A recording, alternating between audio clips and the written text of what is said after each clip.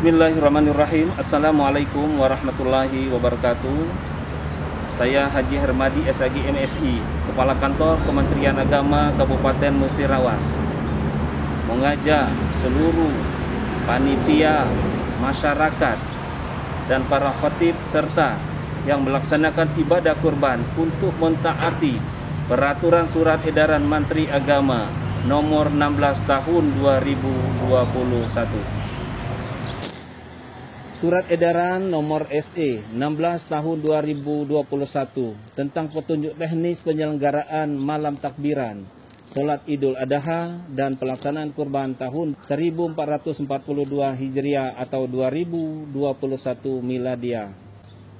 Yang pertama, malam takbiran kami minta kepada jamaat masjid atau musola agar mentaati peraturan dengan wajib dalam kondisi sehat.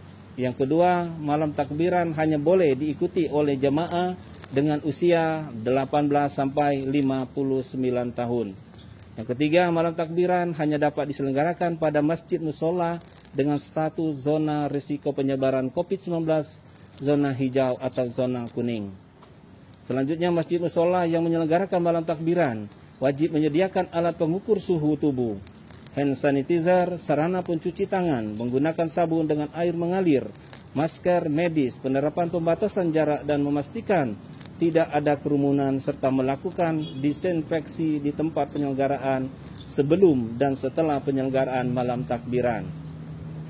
Takbir keliling baik dengan arak-arakan berjalan kaki maupun dengan arak-arakan kendaraan dilarang dilaksanakan di semua zona risiko penyebaran COVID-19. Selanjutnya, pelaksanaan malam takbiran di masjid musola paling lama 1 jam dan harus diakhiri maksimal pukul 22 waktu setempat. Selanjutnya, jemaah yang mengikuti takbiran wajib pulang ke rumah kediamannya masing-masing sesuai penyelenggaraan malam takbiran. Selanjutnya, kami mohon juga kepada seluruh pengurus masjid, panitia penyelenggara Salat Idul Adha. Yang pertama yaitu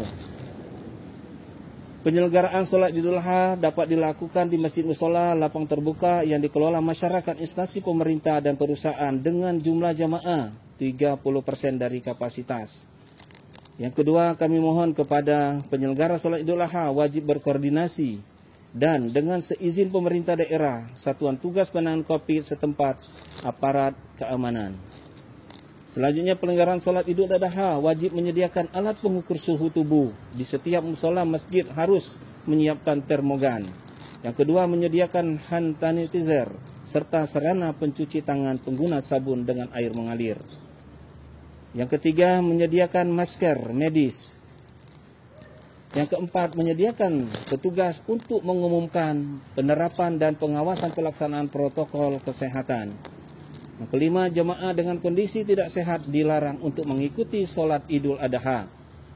Yang keenam, mengatur jarak antar saf dan antar jemaah minimal 1 meter dengan memberikan tanda khusus. Yang ketujuh, tidak menjalankan atau mengedarkan kotak amal infak ke jemaah. Yang kedelapan, memastikan tidak ada kerumunan sebelum dan setelah pelaksanaan Idul Adha. Yang kedelapan, melakukan disinfeksi di tempat penyelenggaraan sebelum dan setelah Salat Idul Adha. Selanjutnya, kami mohon juga kepada para khatib yang akan memberikan khutbahnya pada saat Idul Adha. Yang pertama, khatib memakai masker medis dan pelindung wajah. Kemudian khatib juga menyampaikan khutbah Idul Adha dengan durasi maksimal 15 menit. Dan khatib juga harus mengingatkan jamaah untuk selalu menjaga kesehatan dan mematuhi protokol kesehatan. Dan selanjutnya untuk para jamaah Salat Idul Adha. Yang pertama, diharapkan jamaahnya berusia 18 sampai dengan 59 tahun. Kemudian dalam kondisi sehat, tidak sedang menjalani isolasi mandiri, tidak baru kembali dari perjalanan luar kota, disarankan tidak dalam kondisi hamil atau menyusui. Kemudian berasal dari warga setempat, membawa perlengkapan sholat masing-masing, sejadah, mukena, dan lain sebagainya dari rumah masing-masing. Kemudian menggunakan masker rangkap sejak keluar rumah dan selama berada di area tempat penyelenggaraan Salat Idul Adha.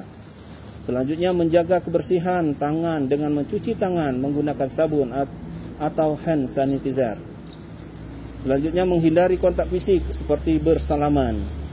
Dan juga menjaga jarak antar saf dan antar jemaah minimal 1 meter, tidak berkerumun sebelum dan setelah sholat Idul Adha. Kemudian kami himbau juga kepada panitia kurban, penyembelihan hewan kurban dilaksanakan sesuai dengan syariat Islam, termasuk hewan yang disembelih. Yang kedua, penyembelihan hewan kurban berlangsung dalam waktu 3 hari, yakni pada tanggal 11, 12, dan 13 Zulhijjah, untuk menghindari kerumunan di lokasi pelaksanaan kurban. Yang ketiga, pemotongan hewan kurban dilakukan di rumah pemotongan hewan ruminasiya. Kemudian dalam hal keterbatasan jumlah dan kapasitas RPH-R, pemotongan hewan kurban dapat dilakukan di luar RPH-R dengan ketentuan penerapan jaga jarak fisik. 1. Melaksanakan pemotongan hewan kurban di area yang luas sehingga memungkinkan diterapkan jaga jarak fisik. Yang kedua, penyelenggaraan hanya membolehkan petugas dan pihak yang berkurban untuk menyaksikan pemotongan hewan kurban. Yang ketiga, penerapan jaga jarak fisik antara petugas pada saat melakukan pemotongan, pengulitan, pencecahan, dan pengemasan daging. Yang keempat, pendistribusian daging hewan kurban dilakukan oleh petugas ke tempat tinggal warga yang berhak menerimanya. Yang kelima, petugas yang mendistribusikan daging kurban wajib mengenakan masker rangkap dan sarung tangan untuk meminimal kontak fisik dengan penerima. Kemudian penerapan protokol kesehatan dan kebersihan petugas dan pihak yang berkurban. Yang pertama, pemeriksaan kesehatan awal, yaitu melakukan pengukuran suhu tubuh petugas dan pihak yang berkurban di setiap pintu atau jalur masuk tempat penyembelihan dengan alat pengukur suhu tubuh, yaitu termogan. Yang kedua, petugas yang menangani penyembelihan, pengulitan, pencecahan daging, tulang, serta jeroan harus dibedakan.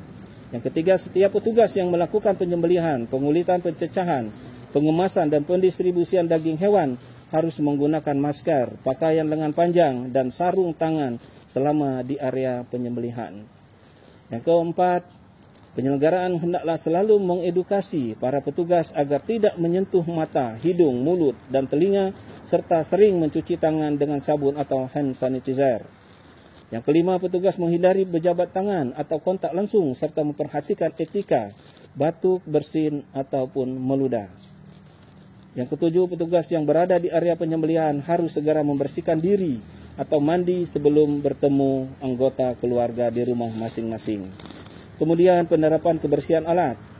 Yang pertama, melakukan pembersihan dan disinfeksi seluruh peralatan sebelum dan sesudah digunakan, serta membersihkan area dan peralatan setelah seluruh prosesi penyembelihan selesai dilaksanakan.